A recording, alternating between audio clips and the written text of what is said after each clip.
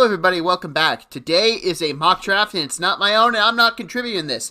This is my father, Tony's mock draft completely. So it's going to be the worst mock draft. You're going to see the entire draft cycle. He's going to make Mel Kiper look like a genius, and I'm getting punched for saying that.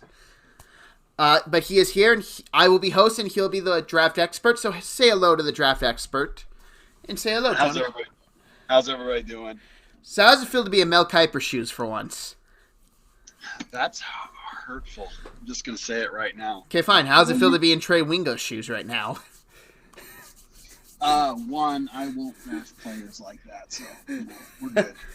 Okay, so here's what we're gonna do. We're gonna go through 1 through 5 in the picks. I'll answer them quick. I'll ask him quick questions about them, and then we're gonna have a pick overall of a player that caught my eye and probably your guys' eye as well. Where they were certainly slotted in at.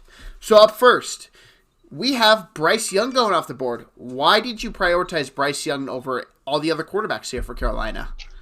Well, like we had talked about in the draft, if it's going to be what we think people are going to do or what we would do, and I told you it's going to be a little bit of both. A lot of the things are going to be what I'm going to do, but with the general consensus right now saying that he is going to be the first overall pick, I just went him. So what do you think about being leaked that it kind of feels for certain Bryce Young's the pick when after they made the trade, we all thought it was C.J. Stroud? Well, I like Stroud better anyway, but I think it's just a matter of that. If that's true and they are going to take Bryce Young, it's just who they came up with. So I guess we'll see on draft day, but that's what I did is I took into consideration all the talk from the last couple days. Okay. With the second overall pick, you have Will Levis. Why did you take Will Levis over the other two quarterbacks? And I want to get to that later. But why him just overall when there are defenders that I know you have liked slotted in here more than a quarterback? They need a quarterback, no matter what anybody says. And I'm one of these people that thinks that, taking a defensive player isn't a bad thing. But they've been quarterback deficient for the last couple of years. And so they need to get on the boat or else, the GM's gone. And so I picked Levis over Stroud simply because everyone says that, Stroud won't go there because of the agent. I think that's complete hogwash. But like I said, I did let that weigh in on my decision. Okay. Now, third overall, you have the Arizona Cardinals taking Will Anderson. Was there a specific reason you favored Anderson over the other defensive players? Character. He is a locker room leader. All you hear about is how amazing he is on and off the field. That locker room needs character above probably all else. Okay. With the fourth overall pick, you have the Colts taking C.J. Stroud. How would you feel if you were the Colts GM coming out with C.J. Stroud on draft day? Pretty sure I would mic drop and walk off and let somebody else pick the rest of the draft. Okay. And fifth overall, your Seattle Seahawks, you have them taking Jalen Carter. So are you just pretty much either you're not too concerned with the character issues, the red flags that have been talked about, or do you think the Seahawks locker room is the proper locker room for him to grow up in? I think it's a little bit of both, to be quite honest. I think that, don't get me wrong because people died, but he didn't kill them, right? They were being stupid kids. And a lot of young adults have done stupid things like this. It's just magnified because of the position that he's in. And so far as like the pro day workout, I mean, I don't know if anybody has, ever had to deal with a situation like that, but man, his head probably wasn't right. I mean, he is a kid and, you're going in and you're speaking with cops, you're traveling here and there. He just wasn't ready. I mean, I'm not going to make excuses for him, but I think that going into Seattle with Pete, they got Bobby. Cliff Averill is huge in that defensive line room, even though he's technically, not really there. but they've got such a culture, and he is going to be the guy that is going to have a huge chip on his shoulder, and he is going to intentionally wreck teams flat out because everybody said that, ooh, he's not the guy. And so I think he's going to play with a chip on his shoulder. Okay, now my overall question: if you were the GM and you didn't have any ownership issues, like saying you can't draft a guy, if you're the Houston Texans, would you go CJ Stroud or would you go with the defensive player where you make the pick, ownership's not involved, it's your guy? Oh, I would have taken CJ Stroud. Okay.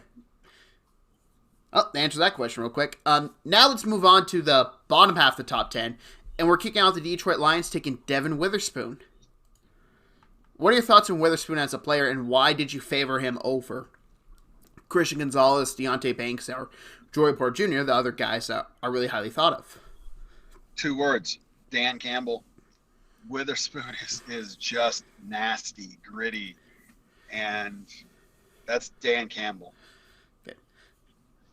Seventh overall, the Las Vegas Raiders take Anthony Richardson. Do you feel like this is a developmental case similar to with what San Francisco saw with Trey Lance sitting behind Jimmy G? I really do. Garoppolo's contract is basically kind of in place for 2 years, so you can draft Richardson, develop him. You can give him some sub packages, but, it's still going to be Jimmy's team for the foreseeable future. And then, week 4, I guess, when Jimmy gets hurt, I guess you'll have to play him a little bit more. But I just think that given some time to develop, I'm not high on him. I think he's an athlete. I don't think he's going to be the quintessential quarterback that everybody thinks about. Everybody gets too starstruck with, he ran this fast, he jumped this high, he threw this far, and they don't take into account everything else that's on the field. Yeah, he has flashes, but all college players have flashes. That doesn't mean that they're all, worthy of the number 7 overall pick in the draft. Okay. With the 8th overall pick, you have the Atlanta Falcons taking Tyree Wilson. Do you view this as best player on the board or just scheme fit? I do it for best player on the board. I really like Tyree Wilson. I think that, putting him on the opposite side, it gives that pass rush, a pretty significant bite. And with picking up Okudah, I don't think that they would take a corner like Gonzalez or Deontay Banks as early now. I don't think it's as big a need. Okay. The 9th overall pick, you have the Chicago Bears taking Peter Skoronski. Now, I'm pretty sure I heard he was a Green Bay Packers fan growing up. How do you think that's going to sit in Chicago? He's going to knock somebody on their keister. Fair enough. With the 10th overall pick, you have the Philadelphia Eagles taking Christian Gonzalez. Do you view this as saving money in the future or just someone who can come in and play now? I think a little bit of both. Honestly, I think he'll probably be on the field day one, but they have an aging backfield.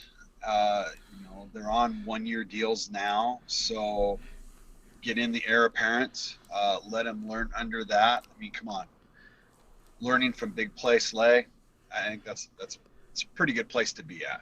Yep. So I got a couple questions here in the bottom 10.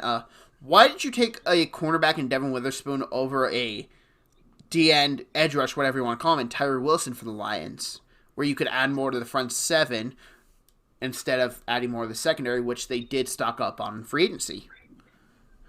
Yes, they did, but if you go back and you look at all the contracts that they have, they're not long-term contracts, and they got rid of Okudah. So I just personally think that their secondary needed to be bolstered, and as much as I like Tyree, I just think in that defense, that gritty, nasty defense, I think Witherspoon is just going to be an added fit. Okay. One final question here in the bottom 10, or bottom of the top 10, whatever you want to call it. You took Peter Skoronski over Parish Johnson Jr. Is that because you view Skronsky's versatility a lot higher than Johnson, or is it just because you just overall think he's the best tackle? Overall, I think he's the best offensive lineman in the draft. So, he's got shorter arms, his footwork, his hands, his head, they're all spot on. He may not he may not actually be a tackle at this level. I would give him the opportunity, and if it doesn't work, slide him inside, where he can play guard. Also, we saw measurables where he would make a really good center as well. So I think that for Chicago, who needs players, right? And you take him, who is, like I said, in my opinion, the best offensive lineman in this draft. No matter where you put him, you're going to be solid for years. Okay. Now let's move on to the next 5 picks. And up first at pick 11, you have Parish Johnson Jr.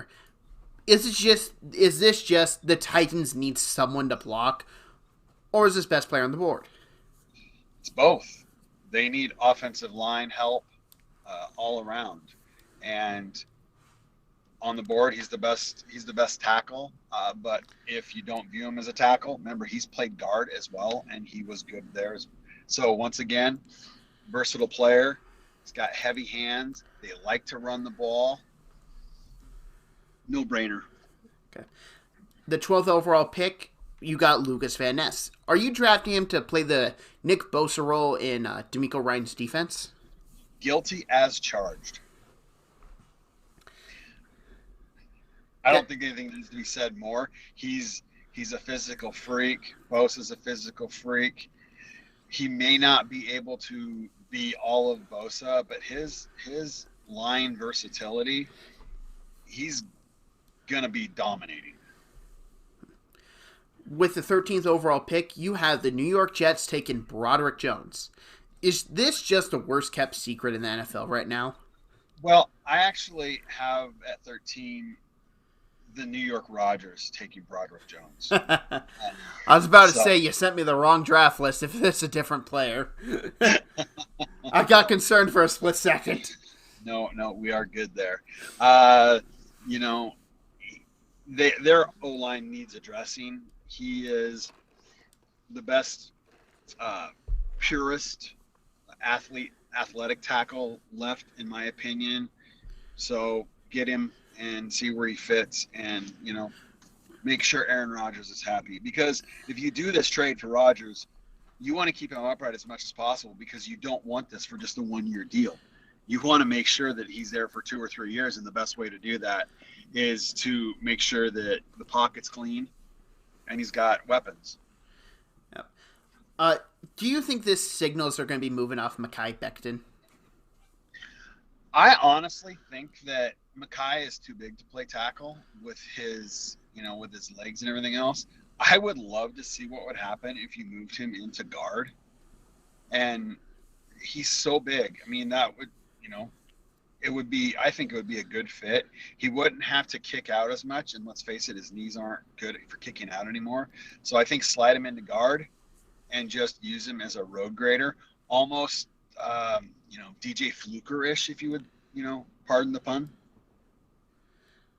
Okay. So with the 14th overall pick, you have the New England Patriots taking Deonte Banks. Is this just because he's a corner that can press and play some man coverage? He's a press man corner. He's got outstanding athletics. I think his play style is everything that Bill Belichick wants, but he's never had that freakish athlete to go with that play style. So I think that this is a marriage made in heaven for Bill.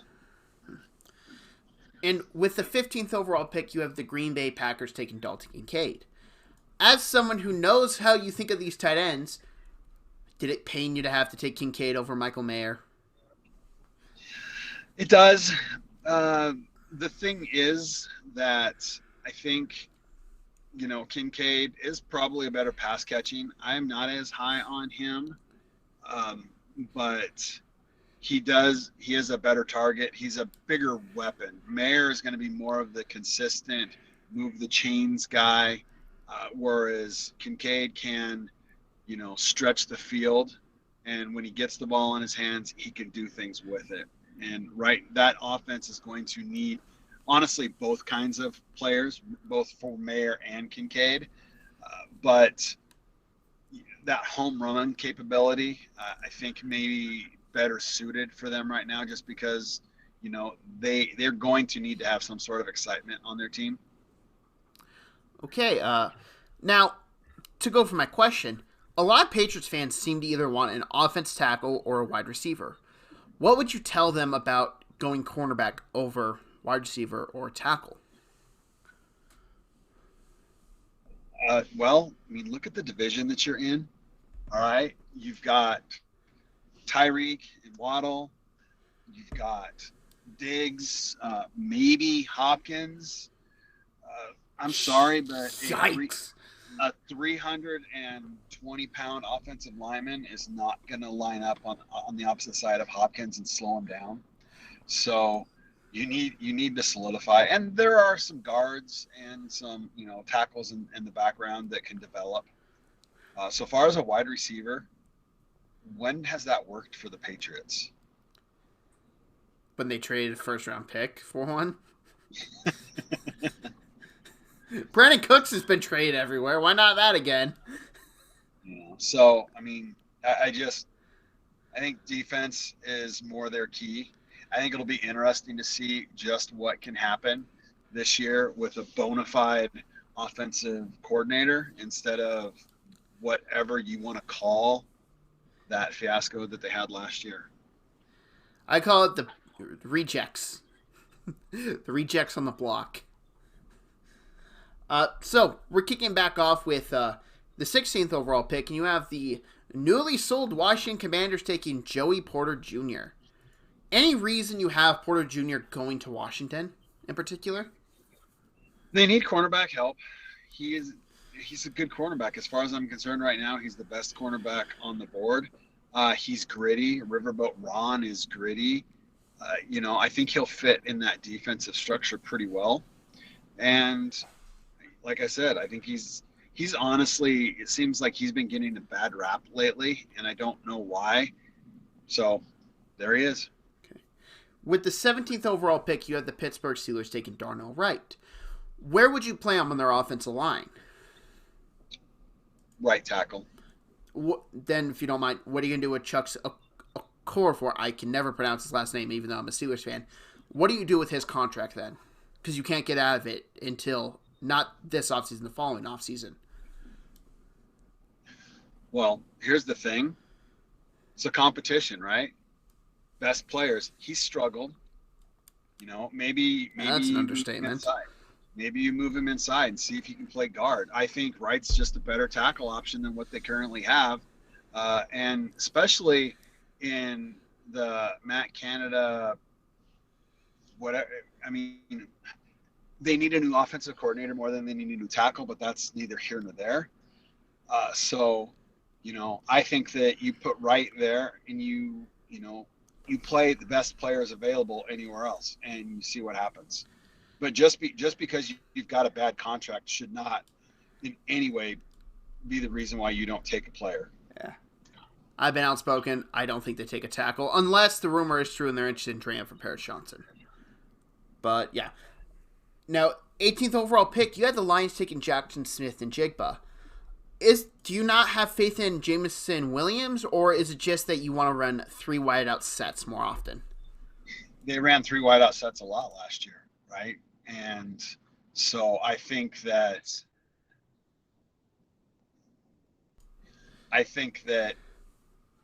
he would be the perfect weapon to go in. They had the best offense in the league last year. They had the best offense in the league last year. I think this makes them even better.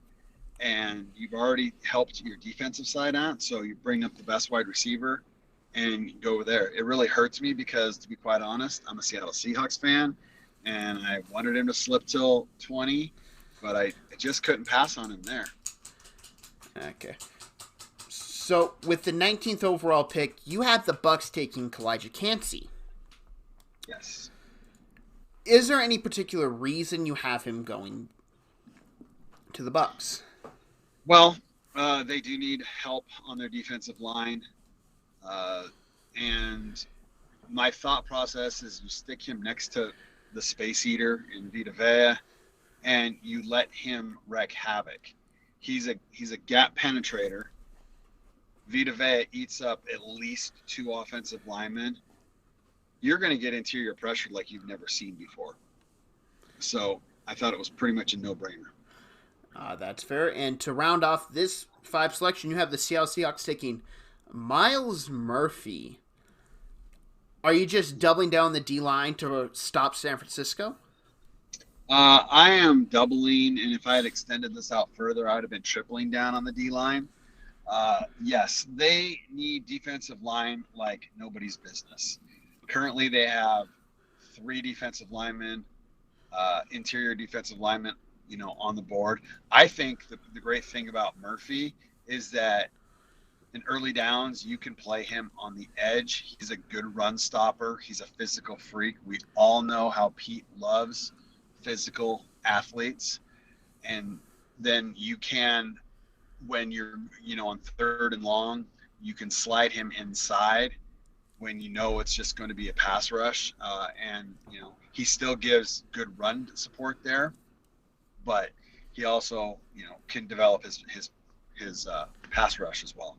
Okay. So for my question, I want to go back to Kalijah Campsey, and it's really, where do you see, is this like somewhere you see him going? Because it feels like it depends what side of the fence you're on with him. You either love him or you don't. Kind of where do you sit with him as a player? Well, I don't think anybody should not love him. I mean, he is a great athlete. He is a solid football player. But you can't compare him to Aaron Donald. I'm sorry. That's the worst tragedy and worst injustice that you could do for him. There aren't very many Aaron Donalds walking the face of the earth, and there won't be. You can't just Well, there might be one in this class is dominant eventually. You don't know, but let's not pigeonhole. But just because he went to Pittsburgh, just because he's shorter and he's quick and everything else, you can't say that he's going to be Aaron Donald. I picked him here because he is smaller. You stick him next to an iceberg the size of Vita Vea, and you play on the fact that multiple offensive linemen are going to be, attacking Vita Vea, and so he's going to be able to slip through and create some really, really good, pressure up the middle. Okay. Now let's get back to the draft. And with the 21st overall pick, you had the Chargers taking Zay Flowers. Is this eventually a draft pick to move off Keenan Allen, free up some some cap space for Justin Herbert's deal, and just get younger at the position in general? All of the above. They definitely need, somebody other than, Mike Jackson. Let's face it. Mike Jackson is Williams. Mike Williams. He is a plotter. He's a workhorse. He just catches the ball, gets hurt, but he's not going to stretch the field, and neither does Keenan Allen. So you get Zay. He can stretch the field, but he can also go across the middle. He could give you some flares. I think he makes their offense universally faster just by adding one player, because wherever you line him up, you're going to have to account for the speed, and that's going to give one-on-ones to everybody else. And I don't know very many DBs that can cover Keenan Allen one-on-one or have been able to. No. So with the 22nd overall pick, you have the Baltimore Ravens selecting Nolan Smith. Now, I got to ask you, their cornerbacks, to me, as a Steelers fan, and I watched them, seemed like their biggest issue last year. Are you just taking best player on the board, or would you have more concern at the cornerback position at some point in this draft? Well, like you said, they do need cornerbacks, but with all the cornerbacks that have come off the board already, and where you're at 22, we didn't allow trades in this, so it's not like they could trade down and get a couple extra picks, which they really need to do. Or trade up. Or trade up, although you got to find a partner then as well. I just think that Nolan Smith is kind of their kind of player. He's a freakish athlete. He's good against the run, and they do really well about developing pass rush when players are coming in. So I think that that environment would be good for developing a really solid player into what everybody thinks he can be. Okay. With the 23rd overall pick, you have the Minnesota Vikings taking Brian Branch. Now, the Vikings have two safeties in the back end already. Harrison Smith, who is getting up there in age, and Lewis Cine, who they drafted last year in the first round, but is coming off a bad injury. Is this concern for Cine, or just maybe a potential move off Harrison Smith, or just best player on the board? A little bit of everything. Best player on the board. Everybody knows that he can play in the nickel position as well. So even this year, if you play him at the nickel, it's better than what you have. And when Harrison can't play anymore, then you have your heir apparent there. Or if he is just that dominant where he's playing, then you draft another safety. But he makes your defense infinitely better. He's a smart player, and he seems to just do what needs to be done when it needs to be done. And he gives you the versatility. Okay, with the 24th overall pick, you have Felix Anduk Azuma. I apologize if I butchered that name. Called FAU. Yeah, see, I'm just going to think of the Owls then. But why do you have him going over some guys like Keon White and BJ Ojolari? I really, really like FAU. I think that where he played, he flashed. He's big. He's strong. He's fast. I don't know if you know this about Jacksonville, but they definitely like their freakish athletes. And I think that with his burst and with his long arms, I think he would make their defensive line better. So far as why I didn't go Keon White here, and I just don't think he fits their style of play. Fair.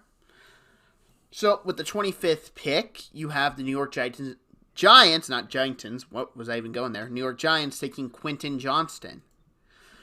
I know you have concerns about Johnston at the catch point, but are there other things you're looking at here that he brings to the Giants offense? I don't have a problem with him at his catch point. I have a problem that he's kind of a one-trick pony. He doesn't do a lot of routes well, and whether that's because it wasn't asked of him, I don't know. Just in watching his tape, he kind of does what he does. He does it well. Here, it's perfect because what do the Giants have? They have 14 small receivers, and so now you get that bigger body that you need for the outside. He's fast. He makes plays after the catch, which they really need.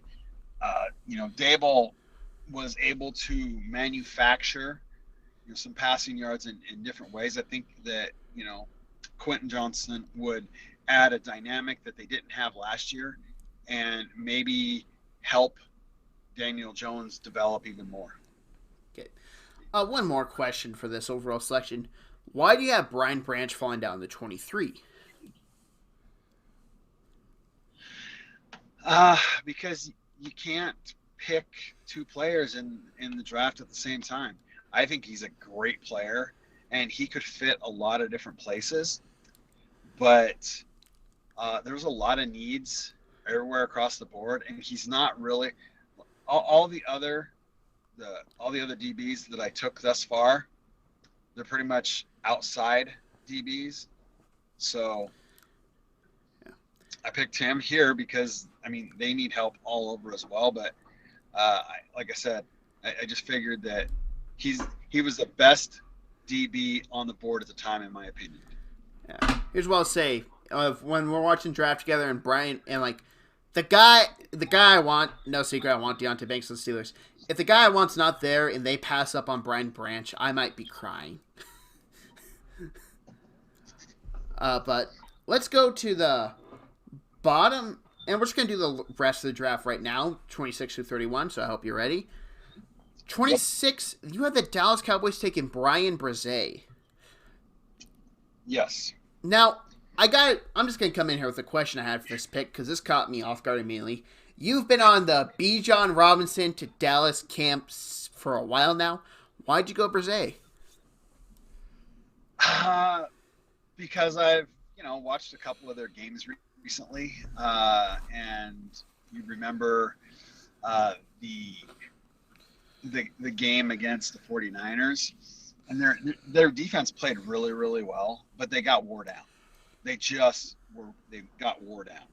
So all things being equal, I think that Brzee gives them, you know, more toughness on the defensive line to where they won't wear down as much because they are honestly a smaller, quicker defensive line. He had some beef on there, and he can allow their playmakers, to do more. I mean, he, I think that Bijan could have gone literally, 6, 8, 10. The Patriots could have taken him. I think Washington could have taken him.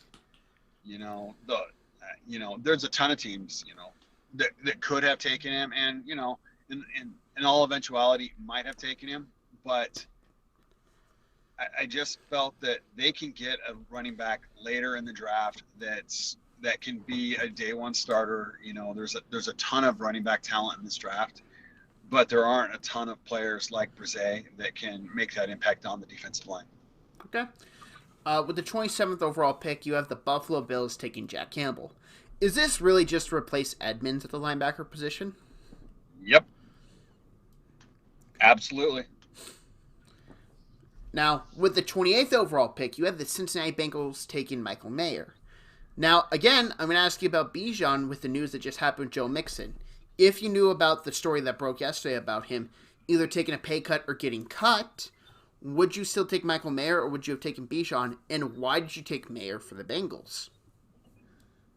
That's a good question. In previous mocks, I have had the Bengals taking Bijan. You have cussed me out for that, but I think listen, it's terrifying as a Steelers fan, but I'm also like, I deal with Nick Chubb. just okay, whatever. Let's face it, if Cincinnati, if their offensive line was fully intact in that game against KC, they're probably in the Super Bowl again. Okay? But their offensive line was a huge problem. Mayer is not only a good tight end, but he is a great blocker. And unfortunately, Hayden Hurst wasn't, right?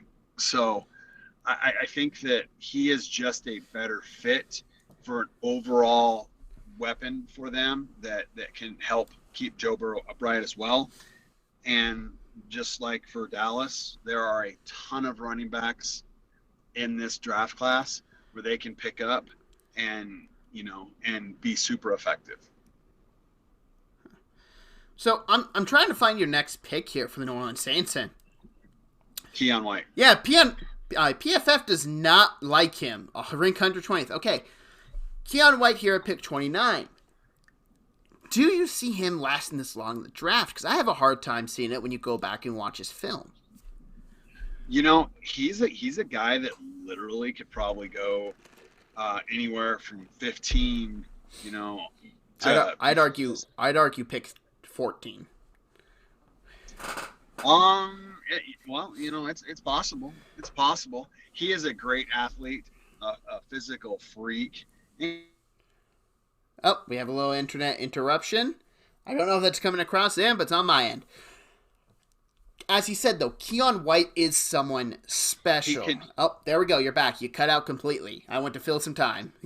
Sorry about that. No, I think that the Saints just need a player like that on the defensive line. Remember, they had a top 10 defense last year without generating sacks. He can help generate sacks. You can put him on the edge. You can put him in the inside. I just think he's a dynamite defensive linemen. I'll be completely 100% honest. I was really trying to decide between White and Miles Murphy. Ultimately, I took Miles Murphy simply because he's a little bit faster, and Pete likes speed. So, Okay. With the 30th overall pick, you have the Eagles taking Bijan Robinson. Anything other to reason that, but then he's just the best player on the board? he's the best player on the board, and they lost a couple of the running backs. I understand they brought in Penny, but he Bijan's just different. And you're in the Super Bowl last year. You already picked up a DB. There is depth, at other positions where you can fill later on. So why not just go for the home run hit right now? Your team is going to be good for a number of years. So use one of the best offensive weapons in this draft to just help push yourself over the top. Okay. I want to ask this because this seems like a player the Eagles would draft and try and develop. Could you see them take a DeJuan Jones on the offense line and kind of work him up to be the replacement for Lane Johnson, who is over 30, is starting to have more injury issues, and you just lost Andre Dillard at tackle. If you were to get hurt again, you'd have a replacement. Oh, I totally could see them taking that. I just, as far as I'm concerned, Bijan is a top 5 player in this draft, but it doesn't make sense for any team really, say in the top 5, to draft him. Seattle, maybe, so far as they were in the playoffs last year and they could use a 1-2 punch that way. But other than that, I just think it's unfair. So it's the position that he plays, but he is a top 5 player in this draft.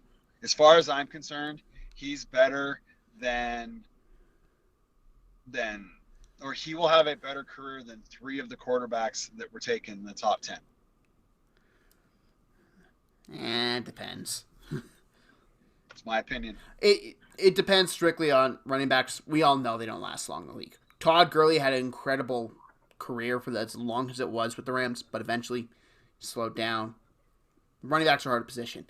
So, and I'm not going to click on this guy draft because I do want to go over some other prospects, but with the last pick in the first round, pick 34, you have the Kansas City Chiefs taking B.J. Ojulari. Just so we're clear, I had him taking B.J. Ojulari at 31, not 34. Did I say 34? You did. He's ranked 34 in my defense. Okay. 31st, doing whatever.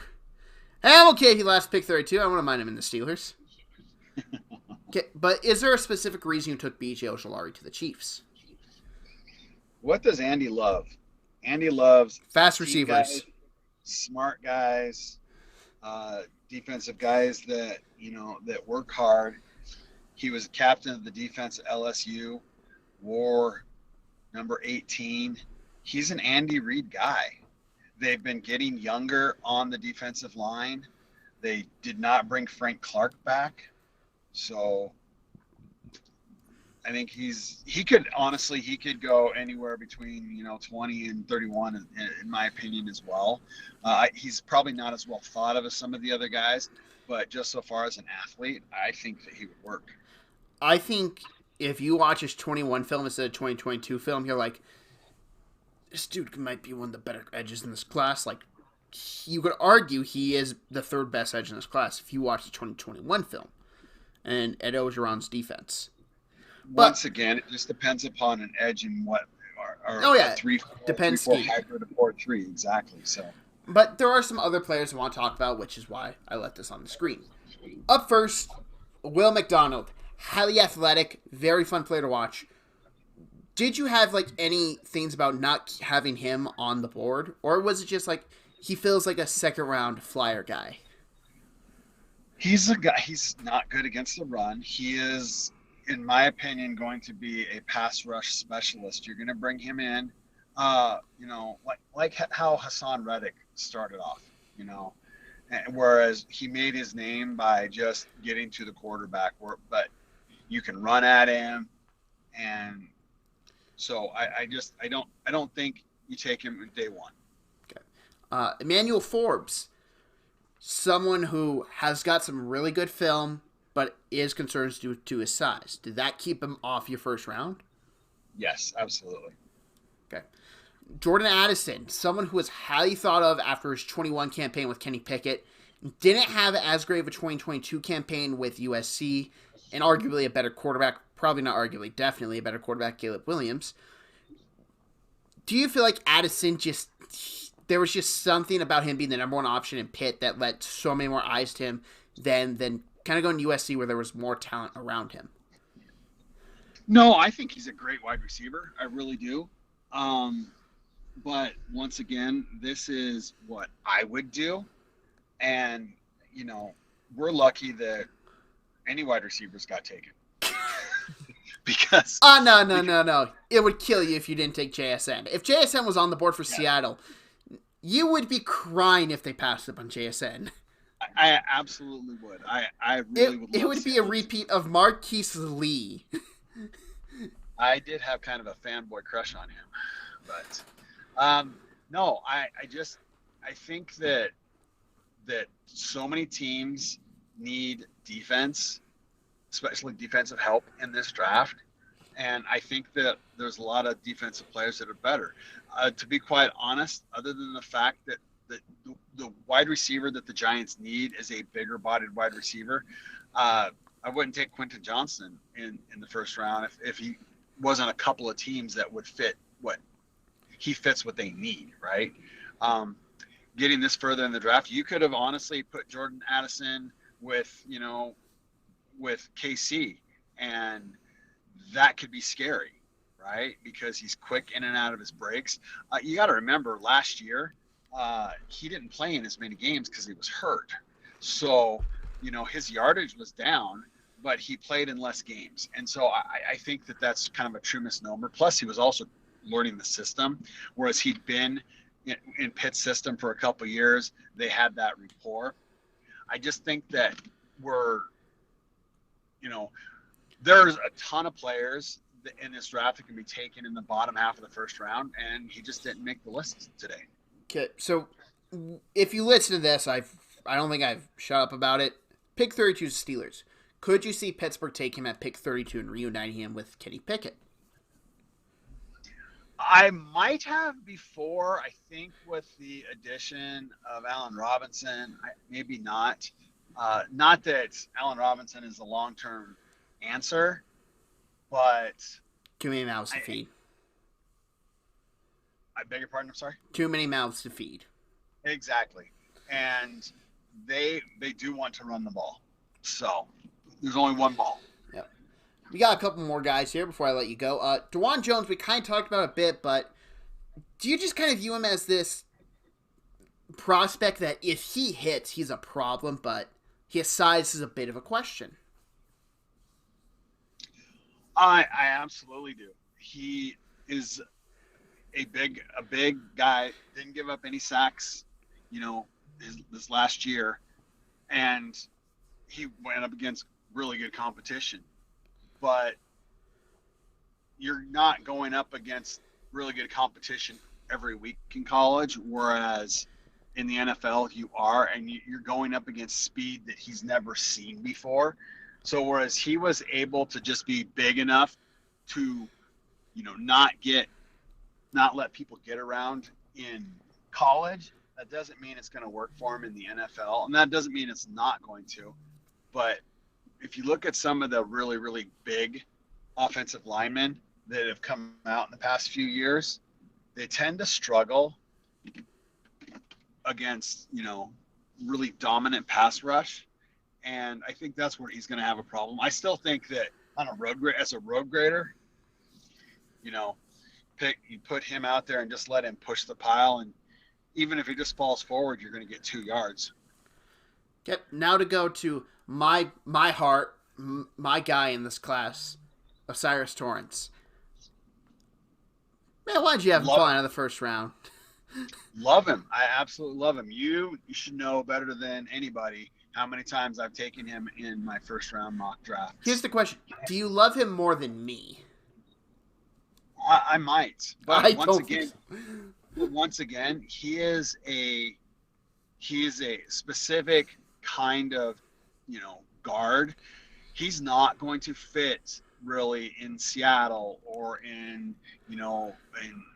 for the Rams or any of these teams that want these really, really uber athletic guards to pull and push the foul. That's not what he is. He would be perfect in Tennessee. Woohoo! Yeah. Because if he couldn't make the hole, Henry could just push him and then the hole's made, but he's big enough to make the hole. So he's got good footwork. He's just not super fast laterally, and that's why I say that. But there are going to be places where he is going to be just dominant. Okay. He just needs to go to the right team. Okay, we got two more, and let's do a little quickly because we're running out of time. Drew Sanders. I know you like him. How'd you have fun in the first round?